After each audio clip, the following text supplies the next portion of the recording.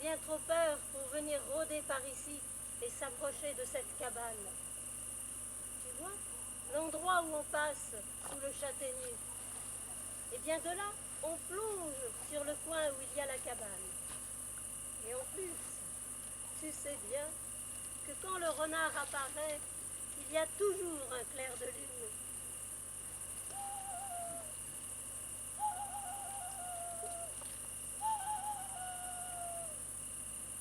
On dit que chaque année, à l'automne, quand les touffes de l'épédèse sont en fleurs, le renard vient sans faute se baigner à la source. Tu sais, une fois que la lune est sortie là-bas, sur le mont Ozone, et que la vallée est éclairée comme en plein jour, il y a un moment où la lumière pénètre jusqu'au fond de la cabane. Eh bien, à ce moment-là, le renard est toujours là, immanquablement, en train de se baigner dans la source.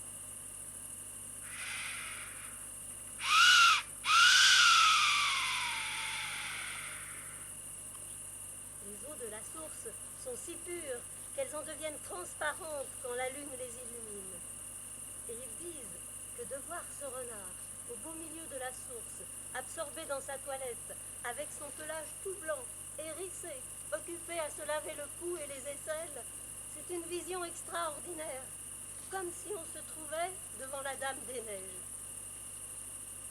Et on dit que tous ceux qui ne peuvent pas résister à une telle beauté et qui s'approchent de la cabane pour y jeter ne serait-ce qu'un coup d'œil, ils sont possédés par le renard. Et ils en perdent complètement la raison.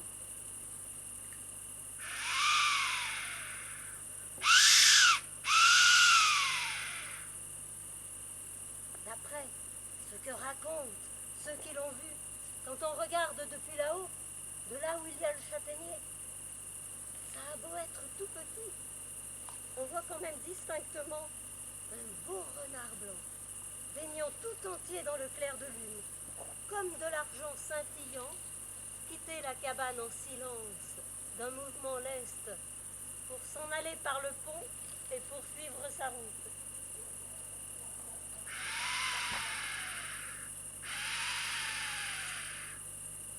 On dit que le renard, c'est là-bas, en haut du torrent, qu'il a son terrier.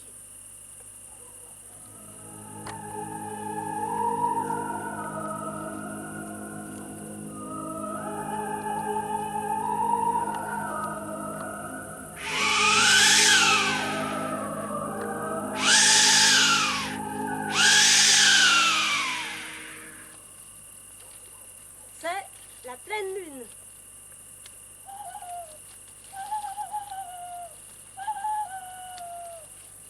Dans les cages, l'hiver, c'est la saison des amours. Boris est étendu sur le sol, comme s'il était mort. Et la renarde le lèche, le mordille, et le traîne en le prenant par la peau du cou. Et le renard se laisse faire. Inari a choisi son compagnon. C'est toujours la renarde qui décide. Ensuite, elle est très fidèle. Si l'un des deux meurt ou disparaît avant l'autre, celui qui reste pleure tous les soirs durant des mois. Liu, liu, liu. Liu, liu, liu, liu. Liu, liu, liu, liu.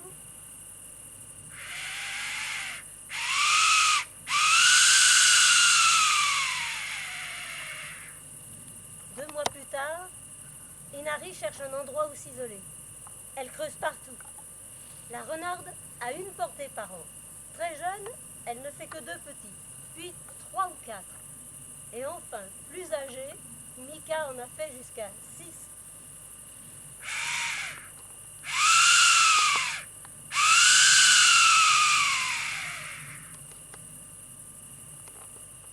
C'est fin février. Inari ne sort pas de son abri.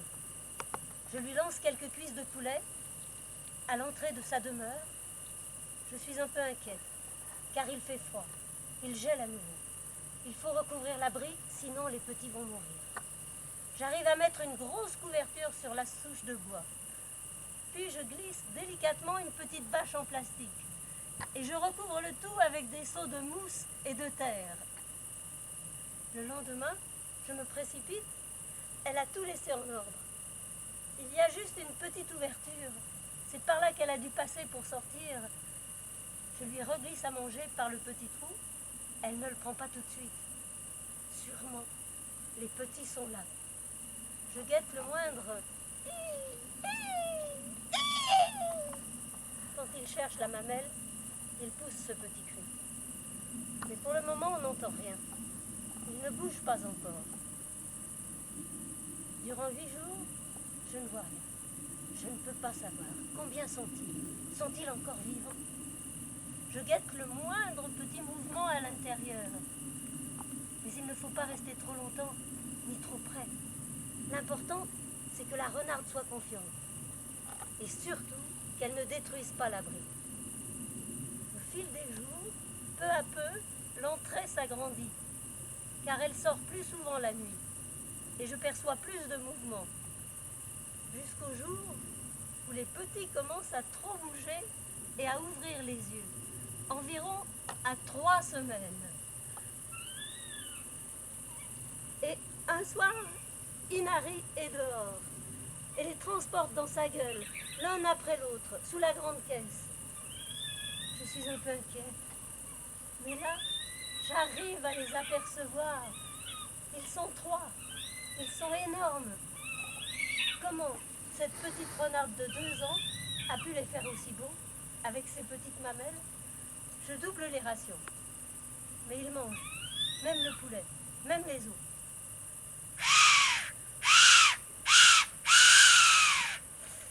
Il fait toujours froid, mais c'est moins grave. De toute façon, il faut commencer à les prendre, sinon ils vont rester sauvages. La mère est souvent dehors et leur ramène le poulet. Mais pour le moment, c'est très difficile de s'approcher avec elle dans la cage.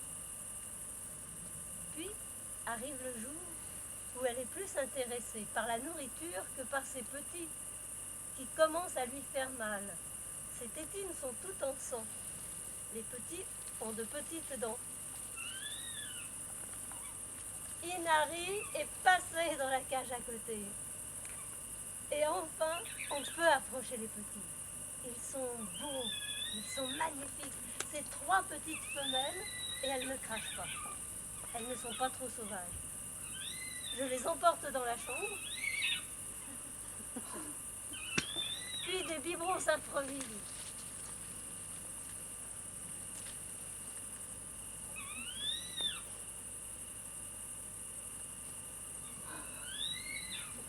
Puis les carottes, le blanc de poulet, puis le poulet.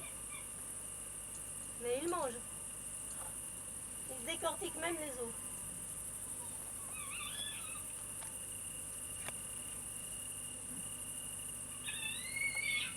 Le biberon n'est plus vraiment nécessaire. Mais il reste un lien affectif. Et elles le prendront jusqu'à ce qu'on arrête. 4 ou 5 mois, ou plus.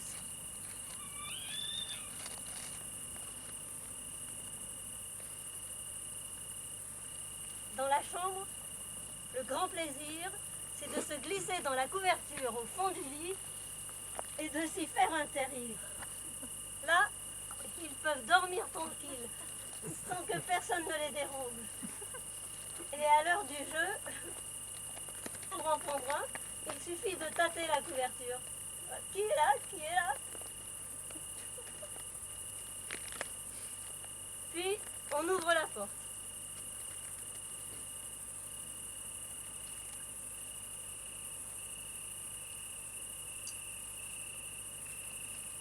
Le jour, le soleil aveugle un peu. On préfère retourner dans la chambre.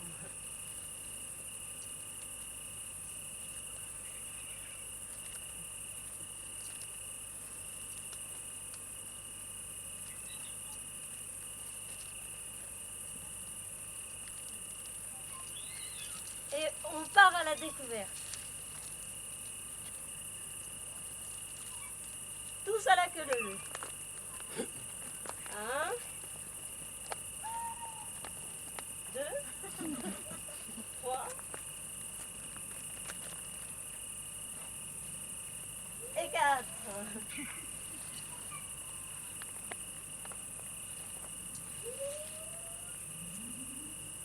Pour le le moment, ils ne vont pas très loin. Mais à 4 mois, ils vont passer une nuit dehors, bien cachés dans la cave ou dans la conquille. Et même affamés, ça devient très difficile de les rappeler. Aussi, peu à peu, la porte s'ouvrira de moins en moins, jusque plus du tout.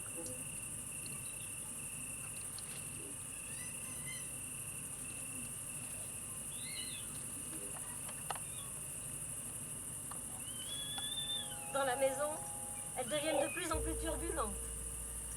La maison est un fabuleux terrain de jeu, avec ses étagères, ses livres, ses objets précieux. Ça monte, ça descend. Ce qui a de l'odeur les séduit. Elle n'hésite pas à cacher la serpillière sous l'oreiller avec la savonnette. Tout déménage et change de place. Et le matin, il faut faire un grand ménage.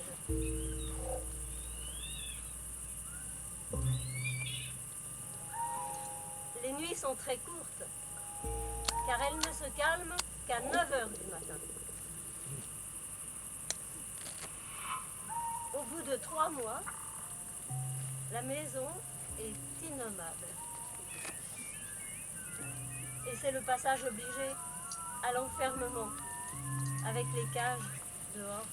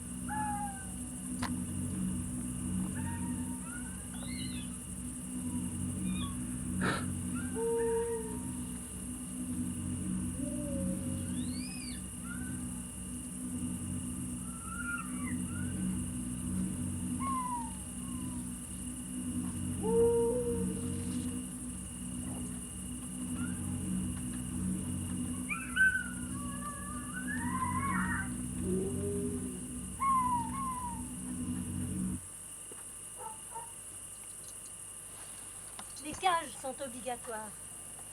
Il faut dire que dehors, la mort rôde. Tous les moyens sont bons pour guetter et tuer mes petits explorateurs d'un soir.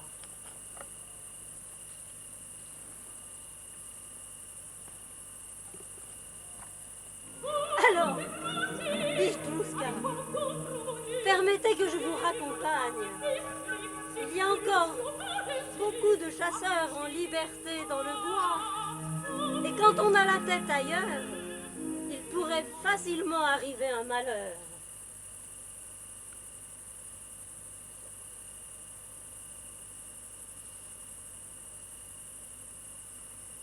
Presque toutes les nuits, nous partions en promenade avec Kitsune en laisse. C'est lui qui créait son parcours et moi qui suivais. Allez, viens, viens, on va dans la forêt, on va chasser. Quoi?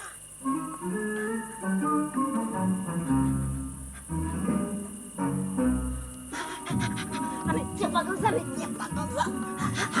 Mais n'aie pas peur, c'est moi.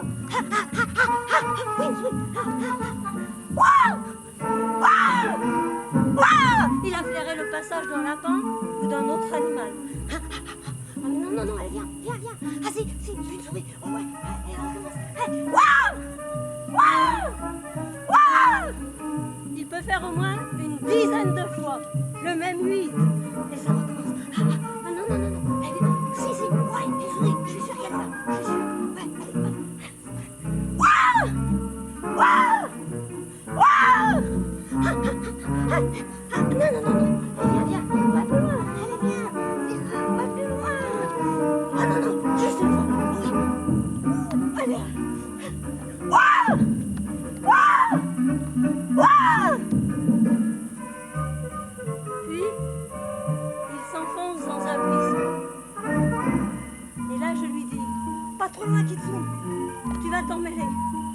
Et chose étonnante, il ressort de la haie en refaisant calmement, exactement, le même parcours, afin que la laisse ne s'en mêle pas.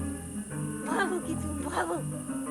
Et même, dans les épines, à travers les ronces les plus embrouillées, il ressort sans un nœud. Bravo Kitsune, bravo. Tu es beau, je t'aime.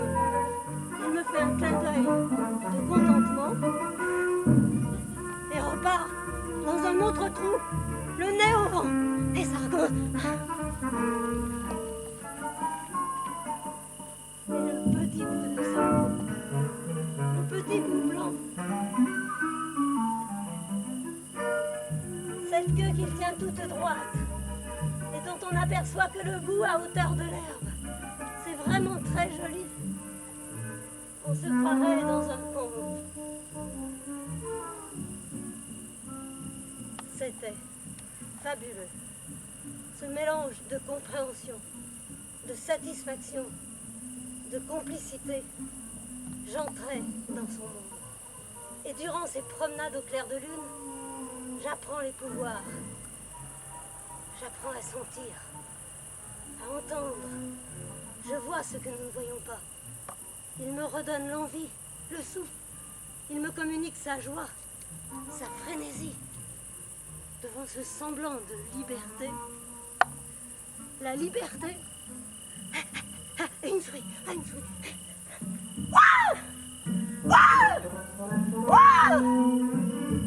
Bien sûr, il n'est pas libre, mais il ne m'en veut pas.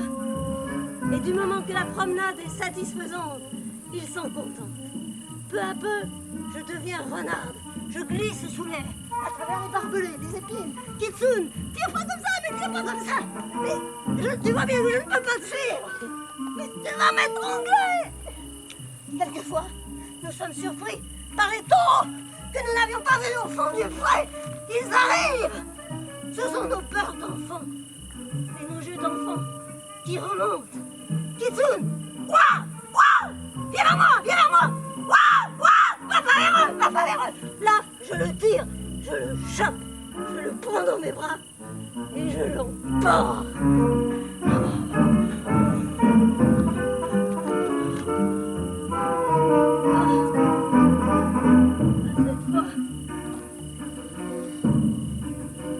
Nous sommes jetés dans la haie. Aïe, aïe. Les épines.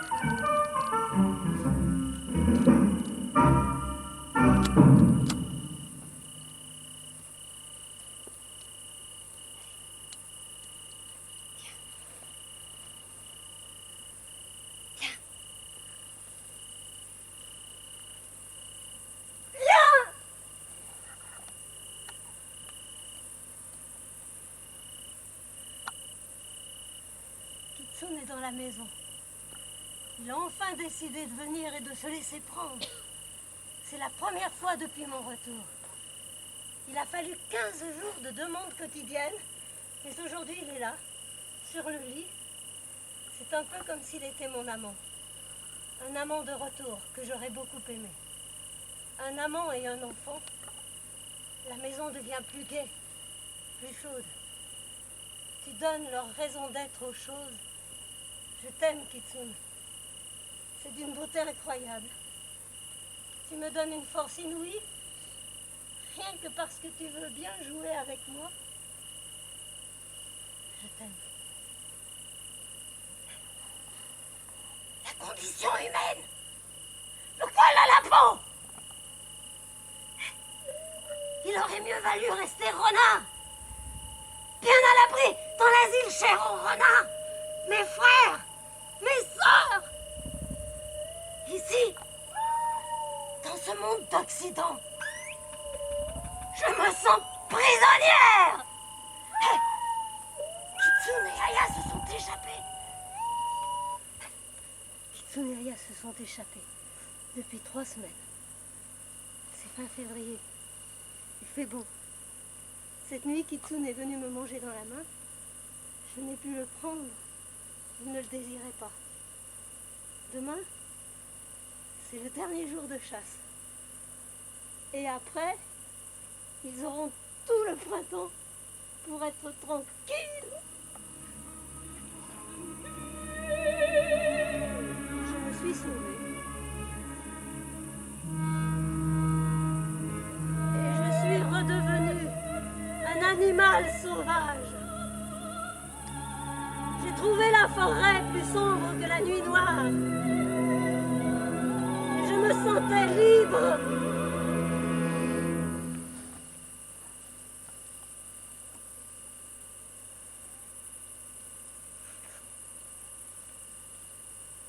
Ce dimanche-là, je suis rentrée à 14h30. Je pose mes sacs sous l'auvent, j'entends 2 coups de feu. Puis un, puis plus rien. Je crie « Arrêtez, arrêtez !» Je vois un chien avec un chasseur. Ils font le guet pour empêcher tout repli. D'un seul coup, je comprends. Le garde-chasse, il a vu les cages ouvertes, il sait. Il a tout organisé. Je traverse les terres labourées en courant, en criant. J'arrive dans le bois qui domine la maison. Ils sont là. 5 chasseurs en tenue kaki goguenard, assis sur la barrière. J'ai à peine le temps de dire « Vous avez tué mon renard » que je le vois à leurs pieds, dans l'herbe. Il n'y a pas une goutte de sang. Il semble dormir. Je me précipite et je le prends dans mes bras. Les chasseurs prennent peur. Ils rappellent leur chien. Je cherche la blessure profonde. Il est chaud et je l'aime. Ses yeux sont encore ouverts. Je l'embrasse. Où as-tu mal? Le garde rit. Je l'aurais tué ce jour-là. C'est l'histoire d'un grand amour qui prend fin. Comment continuer sans toi? Depuis 4 ans, nous courons les forêts ensemble. Depuis 4 ans, presque toutes les nuits. Avec la pluie, le gel, le vent, le brouillard. Et surtout les pleines lunes. Que de joie, que de crainte. Je suis devenue aussi farouche que toi. Tu es mon âme. Pauvre, pauvre petit renard. Je t'aime, je t'aime. Cette nuit, Kitsune est venu me manger dans la main. Je n'ai pu le prendre, il ne le désirait pas. Demain, c'est le dernier jour de chasse. Et après, il aurait pu jouer au clair de lune avec Aya jusqu'au mois de septembre. Libre. Libre. Libre.